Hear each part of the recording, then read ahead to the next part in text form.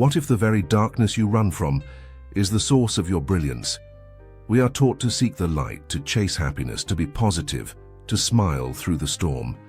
But what if that's the lie? What if what we call negative energy is not our enemy, but our hidden guide? Carl Jung once wrote, "Until you make the unconscious conscious, it will direct your life, and you will call it fate." The unconscious, your fears, your pain, your guilt, your rage, they don't just live in the basement of your mind. They live in your life. They shape your choices, your relationships, your failures. They whisper through your silence. They scream in your dreams, and so we ask, what is the price of avoiding your own darkness?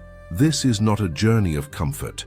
This is a descent into the hidden chambers of the psyche, into the roots of your suffering, into the raw energy we call negative, but which may, in truth, be the key to your glory. Carl Jung did not merely study the mind, he studied the soul. Where others saw symptoms, he saw symbols. Where others saw pathology, he saw potential. To Jung, healing was not a return to normalcy. It was a sacred transformation. The shadow, he said, is the part of ourselves we exile. Our shame, our impulses, our trauma. But the shadow isn't just darkness. It's unclaimed power, rejected truth, repressed life force. Jung's work was alchemical. He saw the soul's journey as one of transmutation, turning the base metals of our suffering into the gold of authenticity. This was the process of individuation, not becoming someone new, but becoming who you already are, without masks. He broke from Freud to explore this deeper terrain. He walked among the symbols of alchemy, the dreams of patience, the myths of the ancients. He traveled to Africa, to India, to the underworlds of the psyche, seeking not treatment, but wholeness. Negative energies for Jung were not toxic waste to be discarded. They were the prima materia, the raw material of transformation, the lead that longs to become gold. You are not a closed system. You are not a mind sealed off in a skull. You are an energetic being, broadcasting, attracting, entangling with forces seen and unseen. What you suppress expresses, what you deny designs, what you fear finds you. Jung knew this. He believed that the unconscious speaks through symbols, yes, but also through synchronicity, strange coincidences, patterns repeating, emotions that won't die, accidents that feel like messages. Negative energy is not just a psychological mood. It's a vibrational imprint. It leaks into your relationships. It shapes your choices. It colors your perception. It becomes your story. Imagine guilt as a fog, resentment as a magnet, shame as gravity. These forces do not stay neatly inside. They ripple.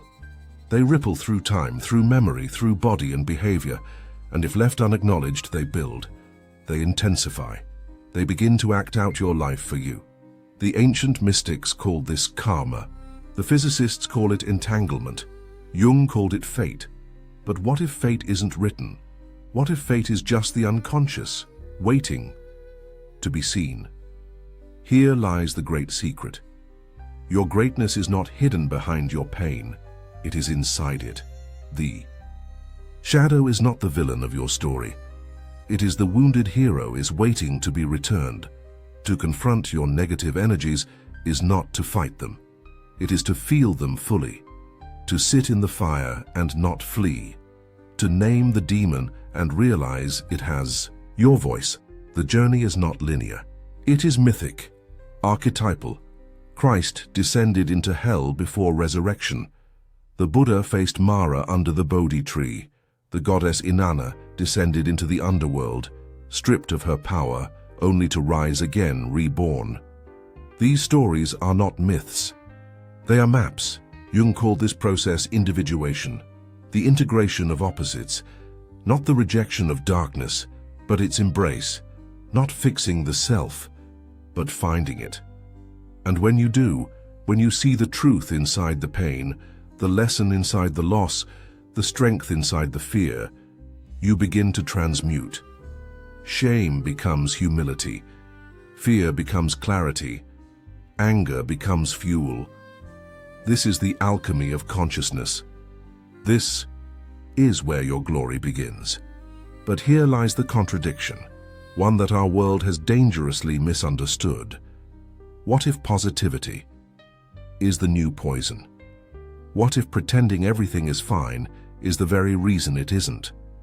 We live in a culture addicted to the light, to smiles, affirmations, filters manifesting good vibes only. But light without shadow is not wholeness. It's blindness, spiritual bypassing, emotional numbing, toxic positivity. These are not remedies, they are avoidance rituals. We suppress the grief, we ignore the anger.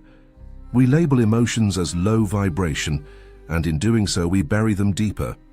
But what is buried grows wild. Jung warned, what we do not confront in ourselves, we project onto others. The repressed shadow becomes the scapegoat, the villain, the other. History proves it. Cults collapse, empires fall. Revolutions rise not from reason, but from collective shadow denied too long. And individually, the same. Smiling on the outside, screaming on the inside. A fracture between the persona and the truth. Suppression is not silence, it is distortion. And distortion leads to suffering, not because you are broken, but because you are divided. So how do we return? How do we reclaim what we lost or exiled? You don't need a doctrine. You don't need a guru. What you need is presence. To sit with the feeling, without judgment. To listen to the fear, not as a threat, but as a messenger. To explore the symbols in your dreams, the loops in your life, the places where discomfort lingers. This is not healing as repair. This is healing as reunion. Jung's active imagination invited people to speak to their shadow figures, to dialogue with them as parts of the self. Shamans do the same with spirit guides. Mystics enter the darkness as sanctuary, not prison. The goal is not to be free from negativity. The goal is to free it, to integrate what you pushed away, because once the wounded child is heard, it stops screaming. Once the rage is felt, it becomes fuel. Once the fear is honored, it becomes intuition. This is not magic, but it is mystical. This is the return of the soul. So now we ask again, what if your glory is not waiting at the top of the mountain, but beneath it? What if your wounds are not proof of your weakness but portals to your strength? We began with a paradox. We end with a truth. The path to light passes through the dark. The self is not discovered by denial, but by descent. Carl Jung did not teach us to fight the shadow. He taught us to become whole. You are not here to escape your pain. You are here to transmute it, to reclaim what you once rejected, to unveil the power that never left you, only waited in the dark. There is no glory without shadow. And the deeper, the darkness, the brighter you will burn. What if everything you've been taught to fear, your rage, your sorrow, your jealousy, was not a weakness but a message from the deepest part of you? We live in a culture obsessed with light, with positivity, with hiding what is deemed unacceptable. But beneath the surface of our curated lives lies a buried truth, pulsing in the shadows. Your darkness may be the key to your glory. Carl Jung, the Swiss psychiatrist and visionary thinker, once wrote, "One does not become enlightened by imagining figures of light, but by making the darkness conscious. In this journey we won't flee from the dark. We will walk straight into it. We will unveil the ancient truth that negative energies are not your enemies. They are uninitiated powers, misunderstood messengers. Prepare to look inward, because the real battleground is not out there. It's within you. And the shadow you've feared to face may just be your forgotten crown." Carl Jung uncovered a dimension of the psyche that both terrified and liberated: the shadow. The shadow is everything you deny, suppress, or reject within yourself, not because it is evil, but because it does not fit the story you were told about who you are supposed to be. Think of it as the lost twin of your identity, a mirror you turned away from long ago. Jung taught that the more we repress the shadow, the more power it gains. Over our lives, it surfaces in our addictions, our sudden outbursts, our irrational judgments of others. The more you deny it, the more it haunts you. But here's the paradox. The shadow isn't just a cesspool of sin and shame. It contains buried gold, the very parts of you that you need to become whole. Mystics across time understood this. The Gnostics spoke of the demiurge, a dark force, but also a gateway to wisdom. The Egyptians revered the Ka, the double of the soul, whose wrath was to be transformed, not erased. Your psyche is not a battleground of good versus evil. It's a fragmented kingdom, longing for unification. We're told to fight fear, to silence anger, to avoid sadness. But what if these emotions are not curses, but codes? Negative energies are not moral failures. They are forms of raw, psychic energy. The Greeks had a word, daimon, a neutral spirit, not demon, not angel, a force. Modern language distorted it into demon, making all darkness into evil. But originally, daimons were inner guides. Jung understood this. He believed that confronting our daimonic energy was the key to individuation, the process of becoming whole. Consider the myth of Prometheus. He defied the gods, stole fire, and gave it to humanity. For this, he was punished. But was he a villain? Or the spark of evolution? Fear, rage, shame, these are not to be exiled. They are sacred fires that, if integrated, become vision, courage, and compassion. Science backs this up. Studies show that repressed emotions lead to chronic illness. Trauma. Buried becomes behavior repeated. You are not broken. You are brimming with untransformed power. Why do certain people trigger us so deeply? Why do we see monsters in others but not in ourselves? This is projection, the mechanism by which we cast our shadow onto the world. Jung revealed that what we cannot face within, we inevitably see outside. The tyrant, the liar, the betrayer, they live within us first. Only then do we find them in others. History is a graveyard of collective projections. Witch hunts, genocides, wars, all birthed from a refusal to face the inner darkness. But the same pattern plays out on smaller scales every day. In marriages, in families, in friendships. We meet our own shadow in the people we love and the people we hate. This is the mirror of reality. The world is not merely a place we live in, it is a reflection of our inner landscape. To change the world, you must first reclaim the exiled parts of yourself.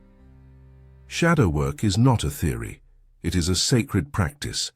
To integrate the shadow is to undergo an alchemical transformation. The ancient alchemists described this as nigredo, blackening, albedo, whitening, and rubedo, reddening. First, the descent into the dark, the facing of what is hidden, then the purification, the illumination, and finally, the fusion, the emergence of a new self. Jung saw the psyche as a crucible. Emotions, memories, dreams, they are the ingredients. Integration is the fire. There are those who have done this. Survivors of trauma who have transmuted pain into purpose. Artists who have turned inner chaos into beauty. Mystics who have faced the abyss and returned with gifts. You are the alchemist of your soul, and the gold you seek is buried in the dark. But beware, not all light is healing. Sometimes the light blinds. The pursuit of positivity becomes a mask, a denial, a trap. This is spiritual bypassing, when light is used to avoid the necessary descent into shadow, when we confuse peace with numbness, forgiveness with repression. The world is full of false light, gurus who never grieve, smiles that hide screams. The Buddha sat under the Bodhi tree and faced Mara, the demon. Christ descended into hell before resurrection. True illumination comes only through the dark, The Gnostics taught that the material world was a prison of false light, and only by seeing through illusion could the soul awaken. To be truly whole, you must let the darkness speak, not dominate. You not consume you, but be heard. Be seen, be embraced. The light you seek is hidden in the dark. Now we arrive at the revelation. Your glory is not ahead of you. It is beneath you, beneath the shame, beneath the fear, beneath the mask. You were never meant to be perfect. You were meant to be whole. The journey through shadow is not easy. It is a death of illusions. But what emerges is not a diminished self. It is a sovereign self. When you stop running from the dark, it stops chasing you. When you face it, it becomes your ally. The crown was always there, buried in the dirt, waiting. So, we end with a question.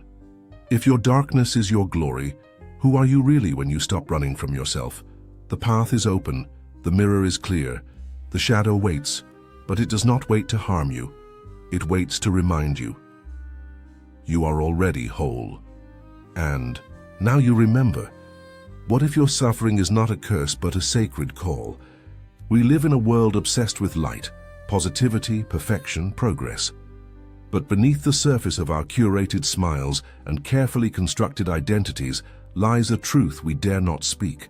We are haunted by our own shadows: fear, shame, resentment.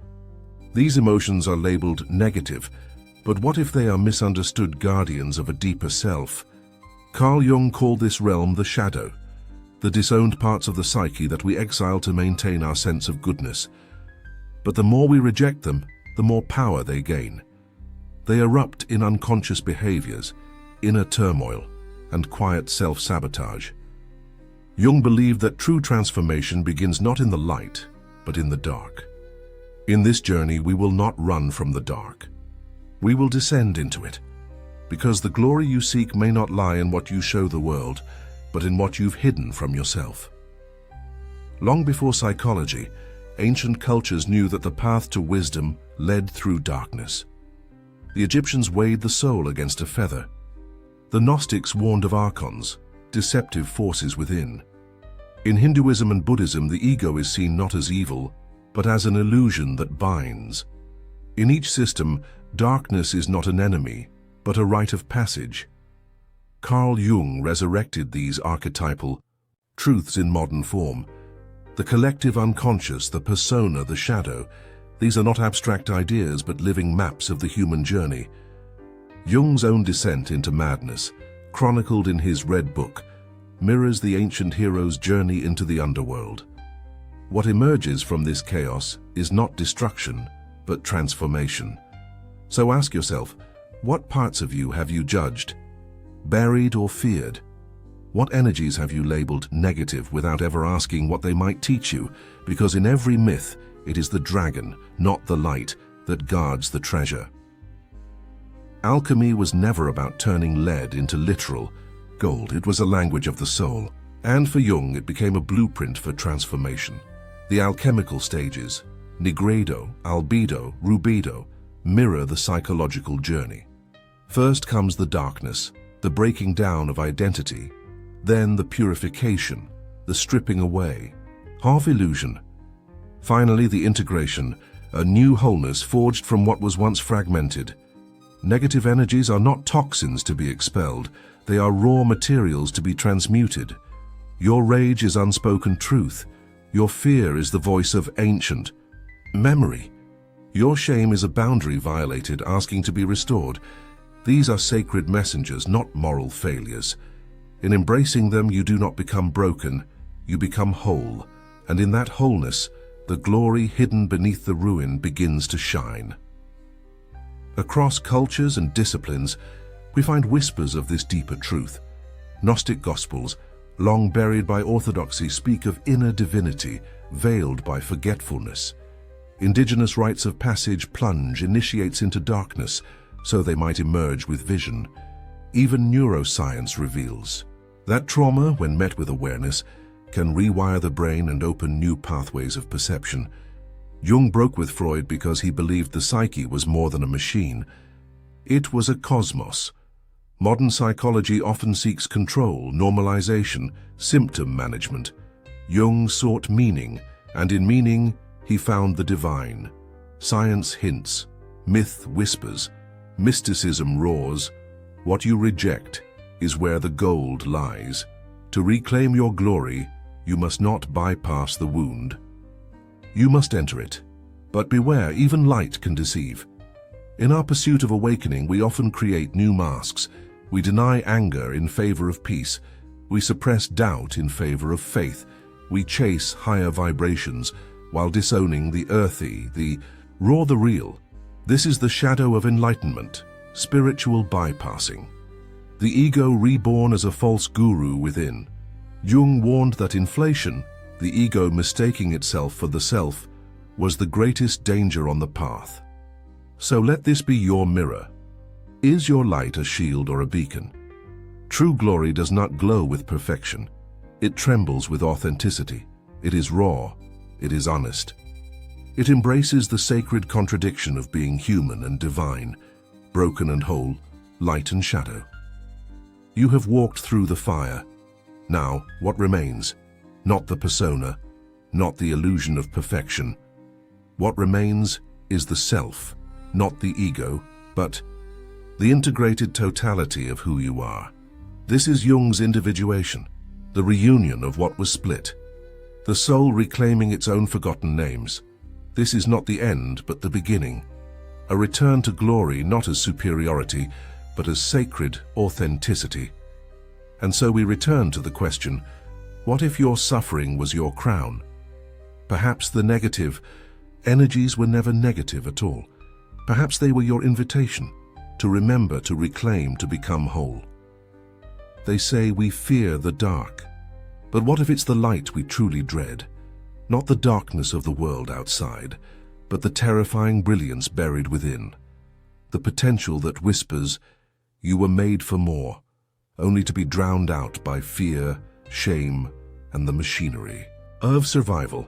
Carl Jung once said, people will do anything, no matter how absurd, to avoid facing their own souls. In a world that rewards conformity and punishes authenticity, many of us learn to hide our fire. We dull ourselves, convinced that humility means invisibility, but that lie becomes a prison. Why do we sabotage our highest calling? Because stepping into our full radiance would mean facing everything we've run from, especially the parts of us we've deemed unworthy, sinful, broken. This is not a journey of self-improvement. It's a reckoning with the glory we've buried beneath the rubble of conditioning.